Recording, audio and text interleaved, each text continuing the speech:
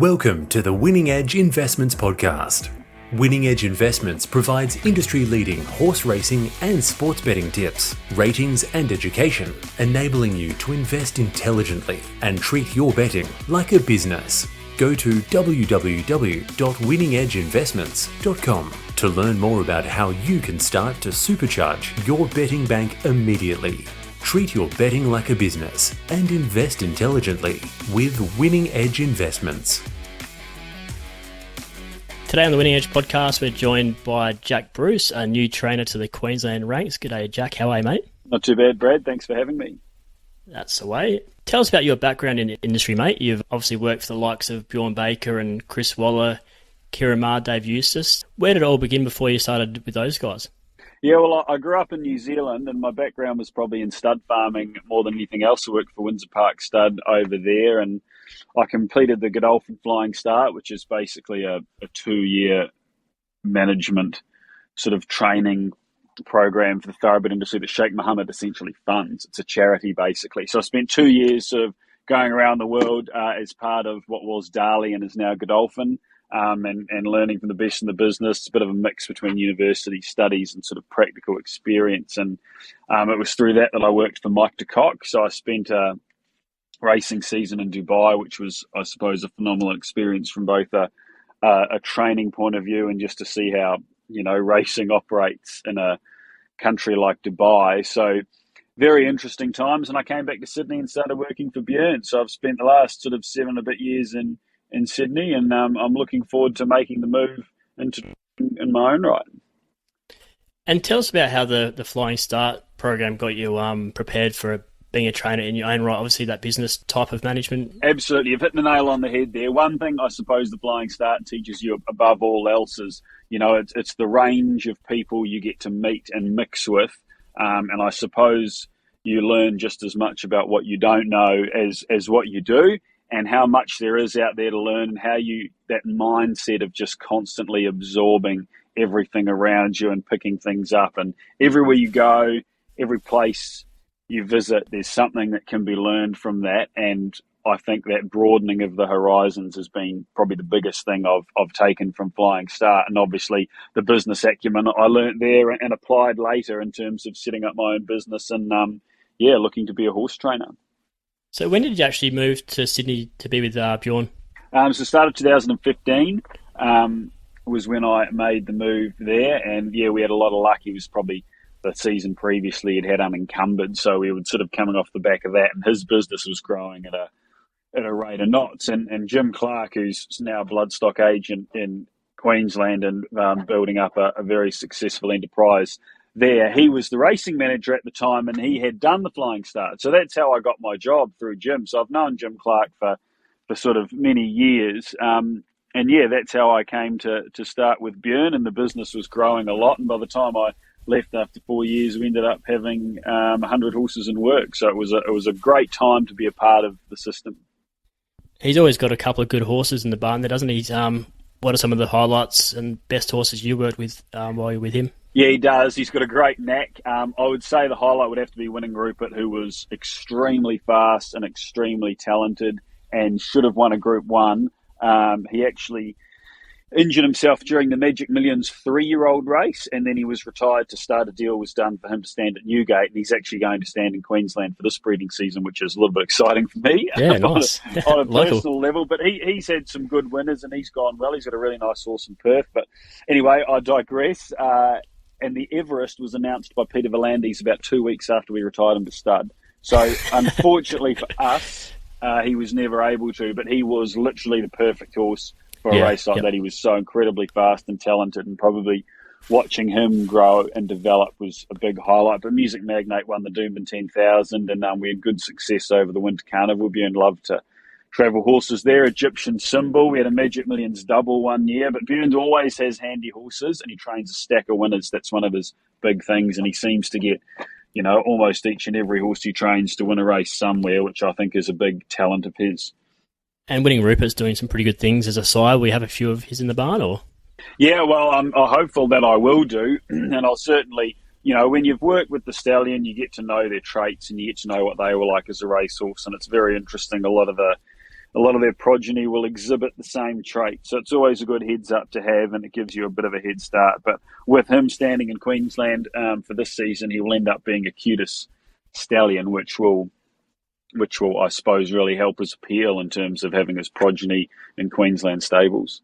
Yep. And from working with Bjorn, you went to Chris Waller and then to Maher and Eustace as their foreman in Sydney. Tell us a bit about your stints with them.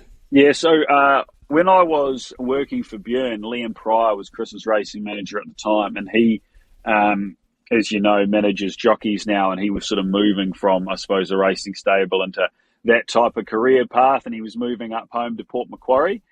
So that's how my opportunity came about with Chris, and obviously I'd known him through my time in Sydney, and he's a Kiwi. So he offered me that role at his stable, and I worked there. I spent a great year with him. We're based at Rose Hill, but you're sort of across the entirety of his operation in Australia, which is something that's fairly phenomenal. Yes, won the Everest that year. He had plenty of good horses, and I suppose his methodical attention to detail is just unwavering, and you know that is essentially the reason he has the success he does, because he just dedicates himself, and he's got the right systems in place and the right bums on seats to make it work. So it was great. I had a great year with him. And then Annabelle Neesham went training on her own, and the opportunity came up to run that stable at Warwick Farm, which I suppose in my head I sort of viewed as the next step in terms of, you know, running your own stable and managing your own horses. So I sort of went from trying to be across, about 200 horses in general to having 50 or 60 a lot more intimately in the Ciaron Maher, David Eustace role, which was great. So spent a good bit of time there from 2020 to 2022, and we had a great run. Obviously had a horse like Acrobat who's just been announced he's going to stud. He was sort of one of my favourites. He was incredibly talented and unfortunately got injured, and it wasn't anything related to racing. He just cut himself and it never really healed properly. So he was incredibly fast, won the English Nursery, but we had other good horses. We won the Jim Crack both years I worked there, and we had obviously had a double on Magic Millions Day with Coolangatta winning the big one and Snap Dancer winning the Mares race. So I had a great run. Ciaron and Dave are great trainers and they're incredible horse people, but I just feel like the time is right to launch my own training career now on my own account, and I feel like Queensland is a place to be, and that's where I want to, make my life and train horses. It's interesting you said that you looked after Waller's operation all over Australia, because up here in Queensland at the moment it seems like he's unbeatable. He is unbeatable. I see he's just moved into second now on the Metro list. He's going great, but it's a testament to the way he does things. And although he's based in Sydney, I know COVID disrupted a lot, but almost every Thursday he used to go down to Melbourne and go to the Gold Coast. He used to do it all in one day, and he would get around there. He'd be around his horses at Rose Hill in the morning. He'd get on the first flight to Melbourne, and then he'd be in the afternoon shift at the Gold Coast stables by the time it got to then. And he would always have his eye on the ball with everything. So I know that he's going very well in Queensland, but I suppose if you're me, it's no surprise. Yeah. It's no surprise that he is, because he's got everything down pat. He's got a good crew up there, great systems, and I suppose he's got the economies of scale to be able to move the horses around and place them effectively, which is what he does best. Yeah, very meticulous. Very. How would you describe each of those three trainers, or four trainers, including Dave Eustace? What's something that makes them unique and something that you'll take into your own training and spin it into your own operations? Well, I suppose Bjorn is a very sharp operator. He knows how to run a racing stable in terms of his routine and his feeding regime. Bjorn's a very good feeder.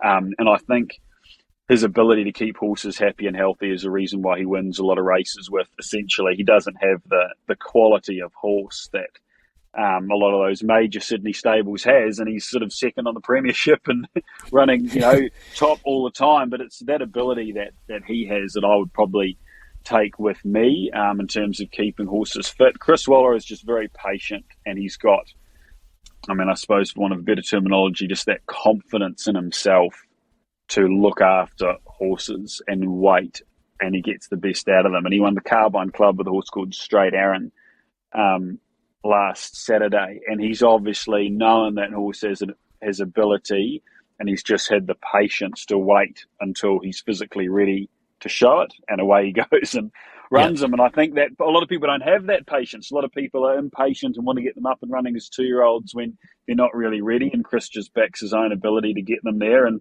that's essentially what happened. So patience is probably the word to describe Chris Waller. I would say Ciaron Maher and Dave Eustace are great trainers, I suppose, individually. So every horse can work differently, can be on a slightly different routine, can be fed differently. They're very individual in terms of what they prescribe for their horses, and they're very malleable, and they're more than happy to change tack. So if they think a horse is going to be set for a certain race, if they get halfway down the road and they don't think that's going to work, they're more than happy to change what they're doing. And I think Coolangatta was probably a big example of that with Ciaron. Not so much the race planning change, but the way we worked her developed a lot. The sort of the preparation she had in the lead up to the gym crack was quite different. Once she'd won the gym crack and she was race fit, he backed off her a lot and sent her up and back to the beach and played around and did different things. And I suppose it's that ability to read the play and to adjust and tweak your training that I would take from Ciaron and Dave. They're both, I mean, one of their greatest sayings was, Jack, if it walks like a duck and quacks like a duck and swims like a duck, then it's a duck, and that's what we're doing.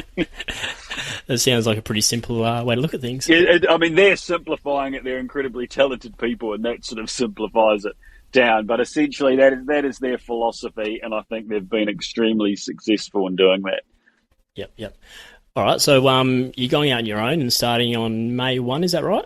Yes, I am. So I take over the boxes on the 1st of May, and I'll be on course at Deagon, which is very exciting. I've got sort of close access to the beach there, sort of both Sandgate Beach and Nudgee Beach, which is something I'll probably be utilising, especially my experience as a Kiwi and also with Ciaron and Dave.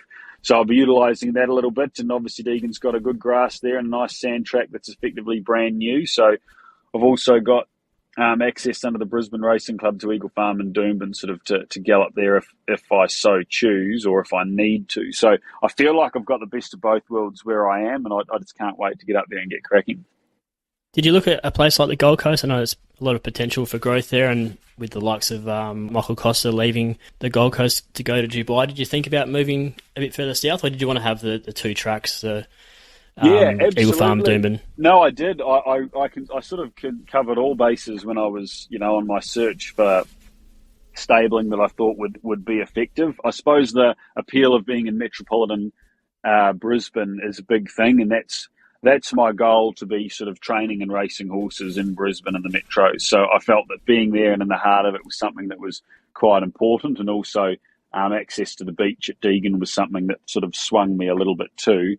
You don't quite have the access at the Gold Coast in terms of beach training that I was kind of looking for, whereas you can have that in Brisbane, I suppose, with you're at Eagle Farm or you're at Deagon, but you're certainly a lot closer at Deagon. So I'd considered that. I went to look at the Sunshine Coast as well, which has good training tracks as well and is also a great place. But no, look, I settled on Deagon, and I think I made the right call. So how many boxes have you got there? Oh, well, I'll start with a fairly modest allocation initially, but I should be able to work my way towards 20. And then I suppose the Brisbane Racing Club's philosophy is, if you work out to what we expect, there might be room for a little bit more.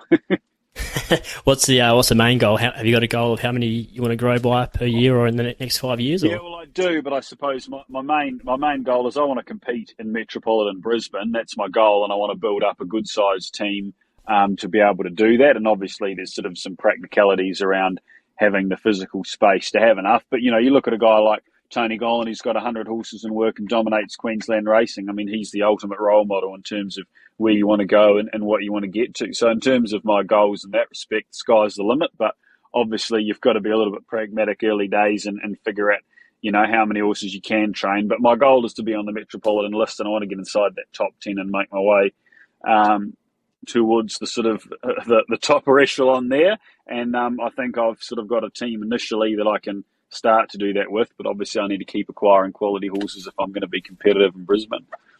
So why did you choose Queensland?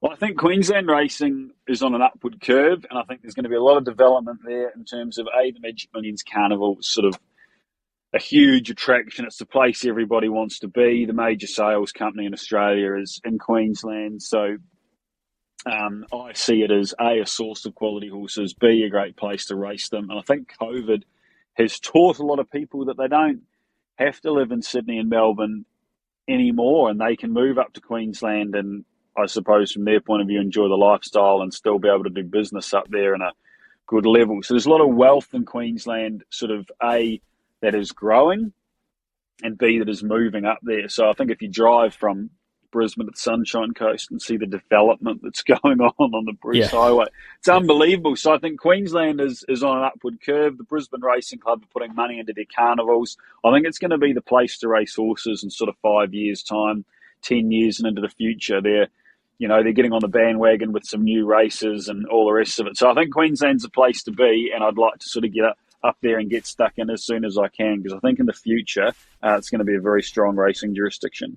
What's the process in getting the stable ready for this kick-off in a couple of weeks? Has it been hard, or trying to get staff or things like that, or getting everything sorted out? What's the process like? Everything's a challenge, and there's a lot of administration, especially when you're a one-man band and trying to get everything. But I've already sort of been able to assemble a crew of people to work for me, which has been really encouraging. And obviously I'm assembling my horses, and that's a bit of a dynamic situation. It kind of every day I seem to acquire more horses, and I'm getting more and more. That's a good thing. Which is a good thing. So I'm sort of trying to work out what scale I will be at initially. But yeah, there's a lot to work through, but it's all good fun. It's part of the process, and I suppose it just fuels the excitement to get started.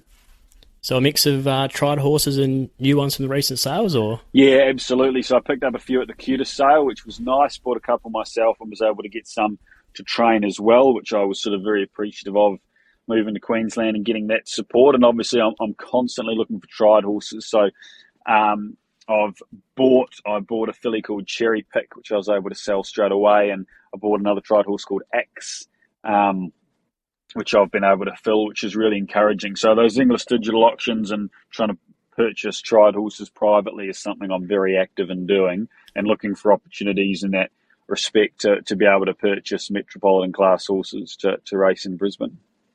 And so you've got Axe from Michael Costa. Have you got any more coming from him as he departs for Dubai? Or? Yeah, I have a few coming already, and obviously there's sort of plenty of horses he's still training, and they're yet to be divvied up. So I'm hopeful that a few more will come my way.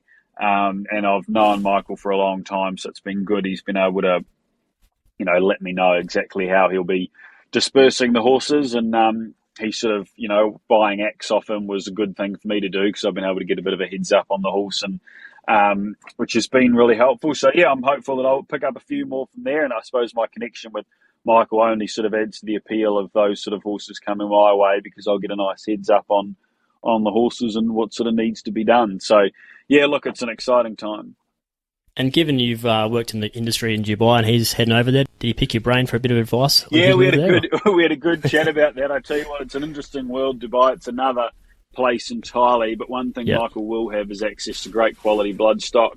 And I suppose one thing is that over in Dubai they've got the resources to do what you need to do, and I suppose given they have the resources, things move a lot quicker. So I was talking to him about getting some treadmills installed there, and maybe updating a few of the facilities, and he said, well, yeah, I've just been able to click my fingers and it has all fallen into place for me. So it's going to be a different kettle of fish over there, but the racing is very exciting. It's its own jurisdiction. It's got its own pool of horses, and then obviously when carnival time comes, they come in from overseas. But it's a very exciting place to be in January, February, March.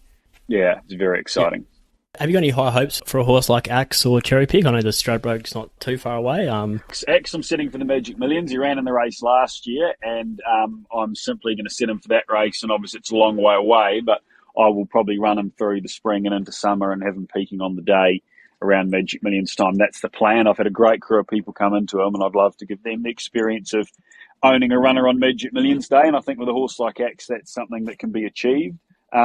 Cherry Pick had good metropolitan form, and she is only a Class 1 horse, having just won the one race, and she'd been running placings in town in Melbourne. So my play with her is to, try and race probably in a Class 1 initially, but I think she's a horse with metropolitan form, and I want to get that group together, and, we can have runners on a Wednesday and hopefully a Saturday, and yeah, that's the enjoyment of racing, is to be able to head out to the sports on a Saturday and have a beer and kick your horse home, and I think she's the perfect horse for that. Obviously in the future I'd like to think I can get her to possibly stakes class, but obviously you need the horse to improve and keep developing on that pathway that she's on. But yeah, I think initially I just want to get to the metros, and these are the sort of horses I want to be purchasing and having people buy into, horses that can run in town and get to those big races like the Magic Millions. What's the best way for people to get in touch with you and to check out what kind of horses you've got available? Well, they can go straight to my website. It's very simple, just jackbruceracing.com.au. My phone number's on there, so please feel free to give me a buzz and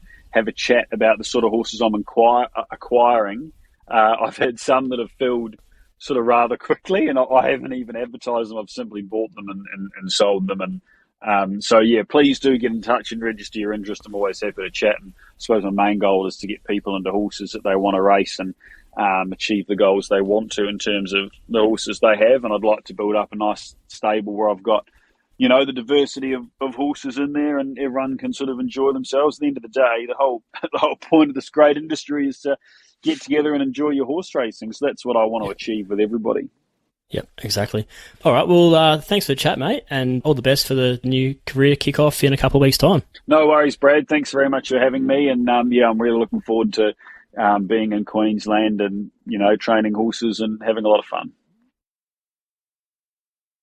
At Winning Edge Investments, our team of highly skilled expert analysts and full-time professional punters review the data, crunch the figures, assess the best betting opportunities, and deliver them to your phone via our app and your email inbox in real time so you profit. Go to www.winningedgeinvestments.com, look at our membership options, make your choice, and enter the promo code PODCAST to receive a special 25% discount on your first membership just for listening. That's PODCAST in capital letters for a 25% ongoing discount on your first membership. Treat your betting like a business and invest intelligently with Winning Edge Investments.